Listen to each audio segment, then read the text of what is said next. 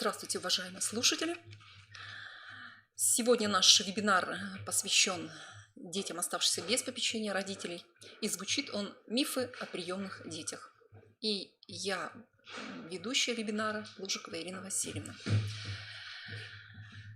Если будут вопросы, то адресуйте их на адрес Коми Республиканского института развития и образования. Итак, когда люди хотят принять в свою семью ребенка, они руководствуются самыми добрыми чувствами и намерениями. И эти добрые побуждения попадают на одну чашу весов в процессе принятия решения, а на другой чаше весов оказываются социальные стереотипы, их еще называют мифы, в отношении детей из детских домов. Так и вполне реалистичное опасение. Миф. Что же это такое? Попытка человека узнать этот мир и дать изъяснение происходящим вокруг явлениям, основываясь на каких-то гипотезах, на каких-то познаниях. И это могут быть и опасения, и страхи, и домыслы, да, и то, что, возможно, не подтвердилось. Какие из этих страхов напрасны? А чего все-таки стоит опасаться? А главное, что делать, чтобы эти опасения не сбылись? Вот на эти вопросы мы сегодня попытаемся ответить.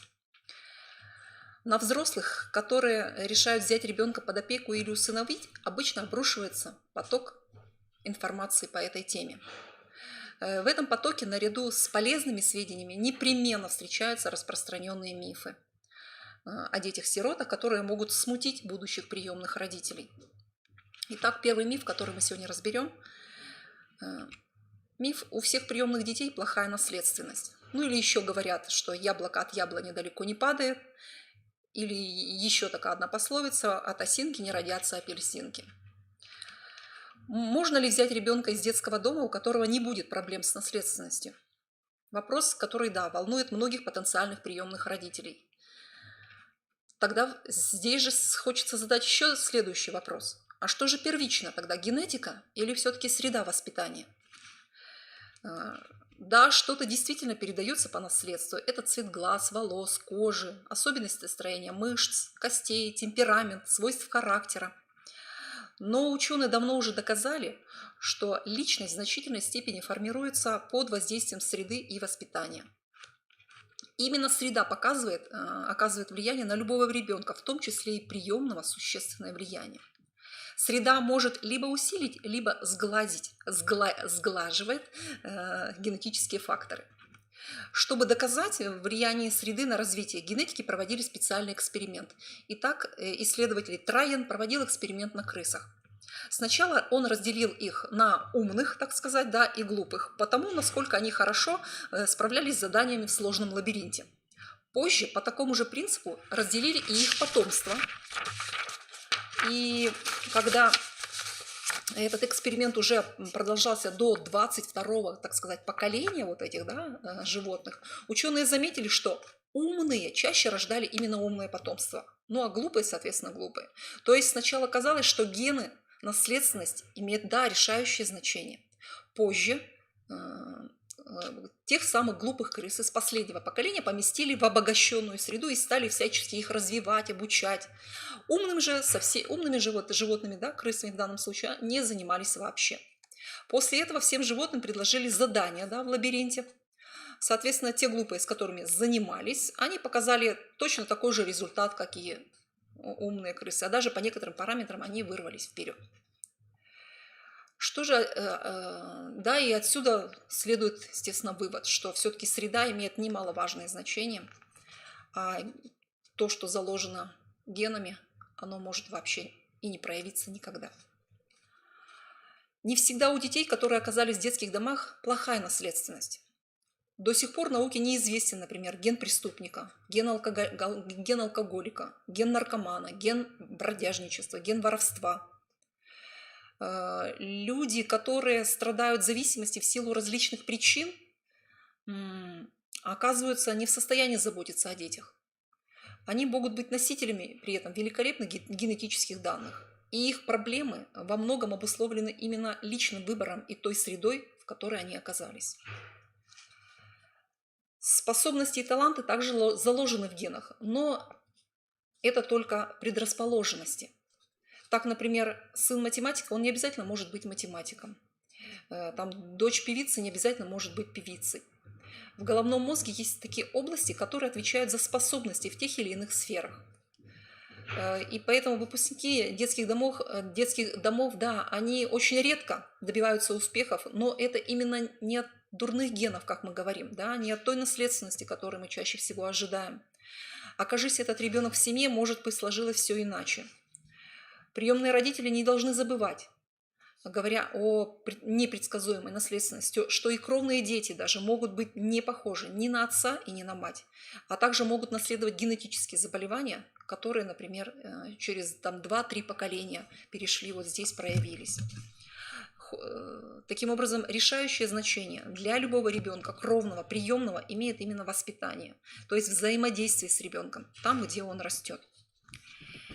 Если приемная семья будет жить в страхе перед генами, в любом проявлении ребенка высматривать там зачатки аморального поведения, да, какого-то ненормального образа жизни, криминальных задатков, безвольность, зависимость, то снова возникнет ситуация самосбывающегося пророчества, как говорят. Да? То есть ребенок, в которого не верили, от которого ждали худшего, будет вынужден либо подчиниться, утрировать в своем, так сказать, поведению черты, максимально пугающие приемных родителей. Ну и либо наоборот, да, результат будет один и тот же. Это по поводу наследственности.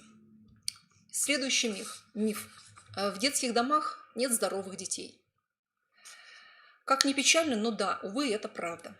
Большая часть детей, которые находятся в детских домах и в домах ребенка, имеют некоторые отставания в физическом, интеллектуальном, эмоциональном развитии.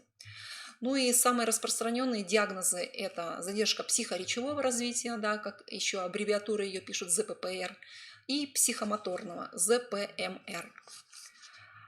Практически у всех детей наблюдают невротические реакции, высокую тревожность, агрессивность, неконтактность. Часто встречаются НРС, нейродерматиты, гастриты, ну и прочие психосоматические заболевания. Обыденное сознание объясняет это просто. Ну, гены, а что вы хотите? Какие родители, такие дети. Так проще. Это объяснение очень удобно, но оно столь же и бесполезно. То есть оно не помогает понять, а что же делать, как же с этим жить дальше. А чтобы понять, нужно разобраться в причинах именно вот этого состояния детей. А причина здесь в большей степени одна и та же. Это опыт эмоциональной депривации, то есть одиночества и никому не нужности ребенка. Опыт пренебрежения и жестокого обращения со стороны собственных родителей, опыт потери своей семьи, состояние полной неопределенности в жизни. Когда ребенок непрерывно, к примеру, в 7 лет сосет палец и чуть что садится на пол и начинает раскачиваться из стороны в сторону, при этом не реагируя ни на уговоры, и это все выглядит для родителей пугающе, да, это страшно. А то, что за спиной у этого ребенка, возможно, 1000 таких одиноких ночей, когда его никто не мог уговорить, когда его никто не укачивал, и поэтому ему приходилось успокаиваться самому так, как он мог. Вот те дети, которые не научились сосать пальцев и качаться, скорее всего, они просто не выжили. Это один пример. Другой пример. Ребенок не хочет учиться. Да, очень частое такое заявление родителей. Слушает и как будто не слышит. Не понимает элементарных вещей. Это что? Опять гены сваливают родители? Или же что-то со здоровьем не в порядке, патология? А что бывает со взрослыми благополучными людьми, если, например, вспомнить люди, которые после катастрофических событий в жизни, там, каких-то стихийных бедствий, терактов, потери близких, способны ли они в это время проявлять какую-то любознательность и сосредоточенность? Между тем у ребенка, изъятого из семьи, произошла во внутреннем мире катастрофа, да, то есть в нем самом еще больше, да, чем ту, которую сейчас мы проговорили.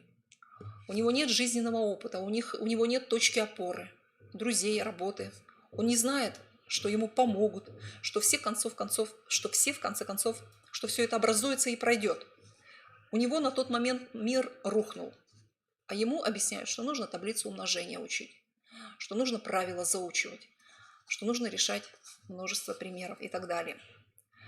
И таким образом мы делаем вывод, что данный ребенок ненормальный.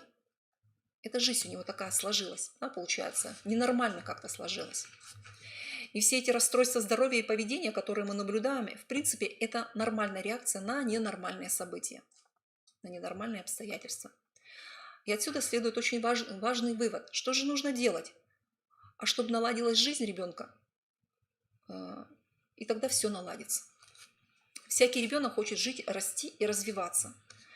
А вот когда он увидит и поверит, что можно, что его любят, что за него болеют, он обязательно наверстает то упущенное.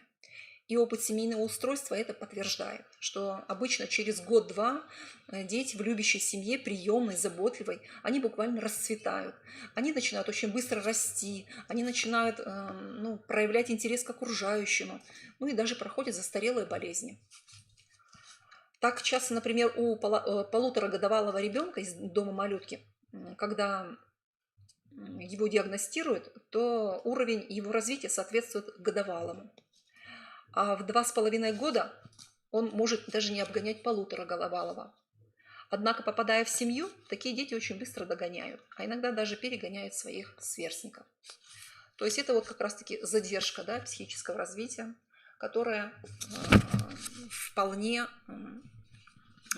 можно вполне компенсировать вот таким заботой, любовью и уходом за ребенком в семье. Зачастую недостатки в развитии у приемных детей вызваны даже не заболеванием и наследственностью, а какими-то врожденными дефектами, социальной запущенностью.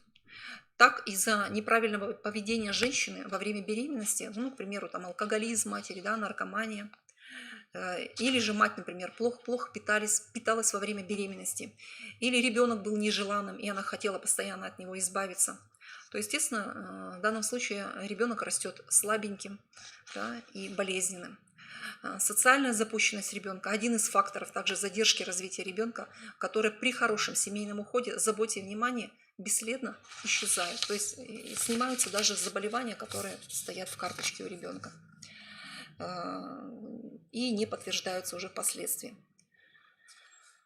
И здесь же хочется отметить следующее, что если все-таки усыновители, приемные родители сомневаются в составляющей здоровья ребенка, то прежде чем усыновить, они имеют право провести независимое обследование, да, убедиться, что да, действительно у малыша нет серьезных заболеваний.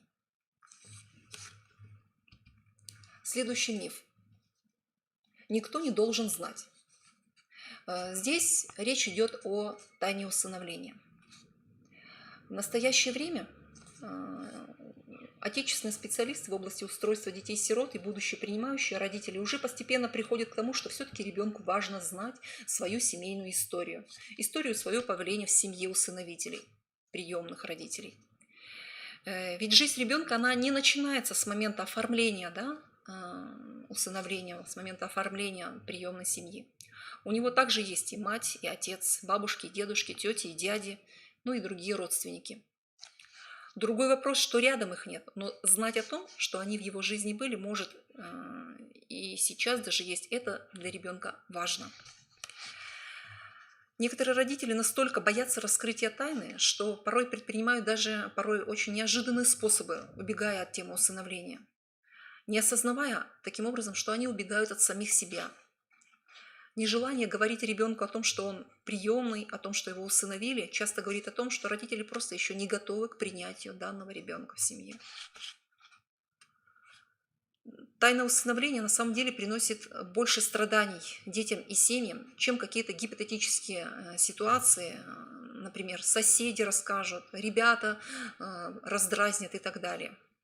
Потому что тайна – это все-таки бомба замедленного действия, да, внутри семьи. Естественно, что к неискренности и напряжению между самыми близкими людьми, ребенок и его приемные родители, они гораздо более восприимчивы, чем нежели вот та агрессия, которая идет извне, да, от окружающих, посторонних. При выяснении правды, а это происходит почти всегда в любой семье, главной травмой ребенка оказывается даже не то, что он не родной, а то, что ему столько лет лгали. То есть, получается, ему не доверяли.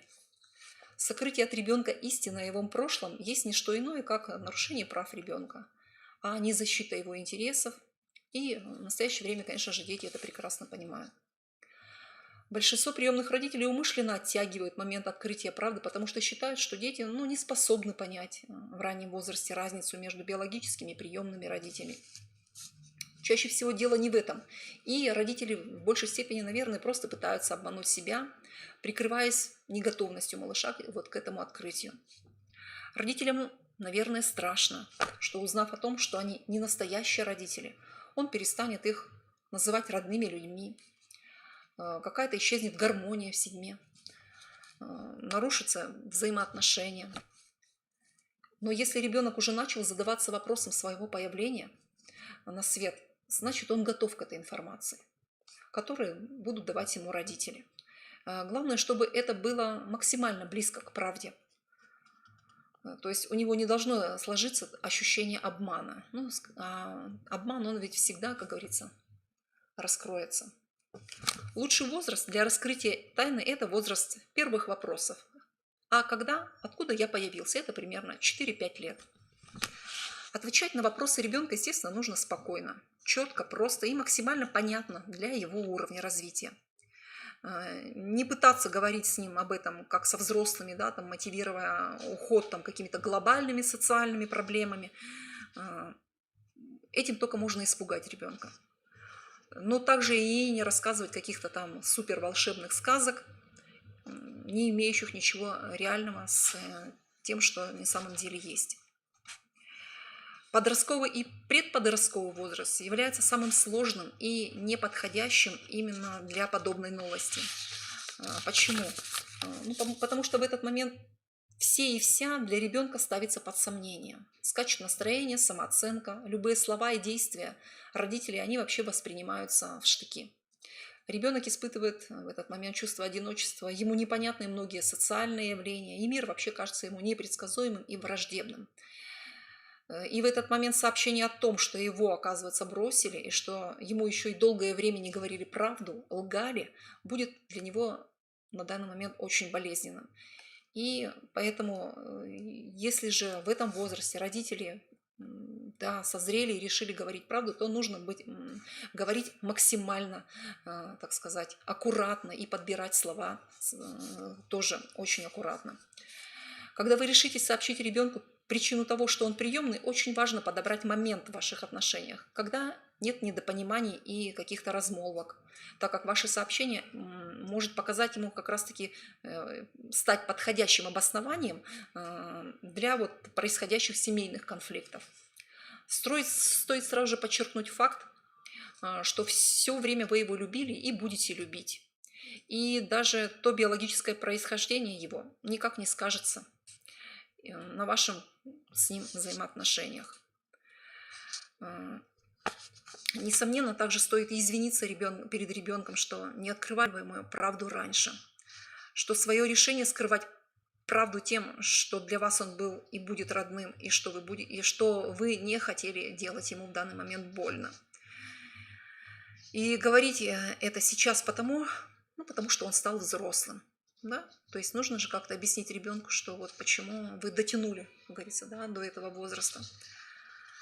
Потому что вы можете говорить с ним как со взрослым и надеетесь на взаимопонимание и поддержку, что не знали, как начать, что боялись ранить. То есть нужно в этом случае быть предельно искренним и, наверное, ответственным. Следующий миф. Лучше взять очень маленького, тогда будет как свой. Стремление взять маленького ребенка может быть, вполне оправданным.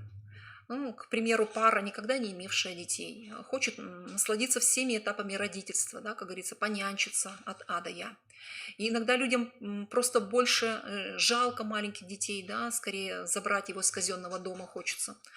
Но в целом стереотип только маленького один из самых вредных на самом деле для семейного устройства детей. Для многих детей, оставшихся без попечения родителей, возрасте старше 5-6 лет вот данное предубеждение становится на самом деле приговором, обрекая их на жизнь в казенном учреждении. И к 7 годам ребенок уже начинает вполне осознавать, что, скорее всего, у него и шансов нет на то, что он попадет в семью. За ним никогда никто не придет. Есть целые категории потенциальных приемных родителей при этом. Так, например, люди предпенсионного возраста, семьи, где дети уже выросли, взрослые, у которых еще остался тот нерастраченный родительский потенциал, и которым как раз-таки не следовало бы брать в семью младенцев, а замечательно бы они справились с младшими школьниками и подростками. Опыт показывает, что возраст ребенка, а также пол, они далеко не самая важная характеристика при прогнозе успешности и устройства ребенка в семью. Трехлетний ребенок, к примеру, трехлетний ребенок с опытом тяжелой эмоциональной депривации, все время проживающий в казенном учреждении, может быть гораздо сложнее, сложным ребенком, чем 10-летний ребенок, живший в семье с родителями с алкогольной зависимостью, но вместе с тем как-то любившим его и заботившимся о нем. Так, это о мифе 4. Теперь следующий миф. Полюбить как родного. Полюбить ребенка так же ярко и полно, как любят родных детей, это замечательно. Проблемой этот миф становится тогда, когда за ним прячется осознанное и не очень желание присвоить ребенка, дать ему другую фамилию, имя, стереть с его памяти прошлое, прервать все связи, которые относятся к другой семье. Словом, забыть, что он приемный ребенок. Ребенок без опыта, без других привязанных, без воспоминаний кажется очень удобным. Совсем же родной, как свой. Присвоение ребенка является по опыту одной из главных причин неудач и даже трагедий воспитания приемных детей. Убедив себя самих, что ребенок, он совсем-таки не родной, родители становятся более терпимы ко всему, к тому, что ребенок на них, к примеру, не похож, что их ожидания не оправдались, что это совсем другой ребенок, ребенок из другой семьи. При этом они все время помнят, что он все же не родной, и поэтому и ведут себя неуверенно, тревожно, не справляются с трудностями в данный момент, ведь любим же как родного. Когда ребенок становится подростком, они оказываются беспомощны перед его кризисом идентичности, боятся, когда он хочет отделиться от семьи, и отрицают право ребенка на знание его, своих корней, запрещают его искать своих родных, на интерес к своему происхождению, воспринимают такой интерес, как предательство, как неблагодарность, и в результате окончательно портят отношения с подростком. А те семьи, в которых ребенок открыто осознается, что он, приемный, и при этом он близкий, дорогой, он любимый, они чувствуют себя гораздо спокойнее. И у таких родителей все складывается гораздо лучше. Полюбить как родного, но ведь мы даже и любим своих родных по-разному. Детей мы любим одной любовью, мужа своего – это уже другая любовь, своих отцов и матерей – это уже третья любовь, а приемный – это тоже любовь, и это тоже другая любовь, но это тоже любовь, она особенная, не похожа ни на какую. И поэтому не существует какого-то определенного сценария любви. Дети травмированные, с опытом потери семьи, они не понимают позитивные сигналы со стороны взрослого. И поэтому им необходимо длительное время, чтобы они это поняли. Любовь и привязанность – это не результат, это процесс.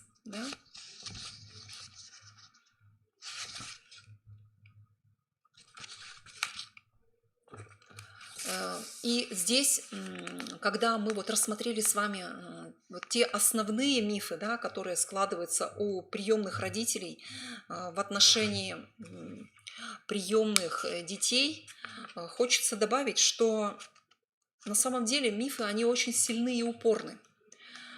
И они глубоко иногда в нашей голове иногда засядут, и мы живем, получается, с этими установками.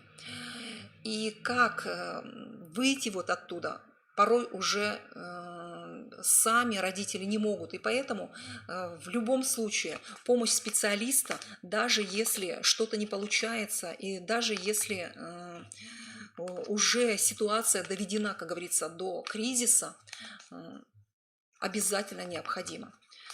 То есть специалист в данном случае, он не будет являться тем, кто будет там говорить, да, казалось бы, нам родители, возможно, приемные родители часто говорят, что вот, скорее всего, будут, возможно, это тоже миф, кстати, да, что будут придумывать, что не справляется с детьми. Взяла, наверное, взяли, потому что, ну вот думали, что вот такой весь хороший, добрый будет в нашей семье жить, или же будет помощником для детей, будет другом для моих детей. Это, да, глубоко остается в сознании и мешает думать и действовать. Отмахнуться от мифов, к сожалению, да, невозможно. Их можно только преодолевать. А чтобы, как говорится, действовать и преодолевать, для этого их надо знать в лицо. То есть о чем этот миф, о чем вот то самое заблуждение, которое сидит в моей голове. Да? Возможно, обратиться к специалисту, обратиться к тем же приемным родителям, которые уже справились с этим. И для этого, естественно, нужно и встречаться с приемными родителями, те, у которых есть уже большой опыт, опыт конструктивный, позитивный, общения и взаимодействия в семье. Ходить и участвовать в клубы приемных родителей, которые как раз-таки поднимают вопросы острые, которые касаются и приемной семьи, и, то есть и родителей, и детей, и родители в данном случае и научаются, и здесь же и тренируются в таких клубах встреч.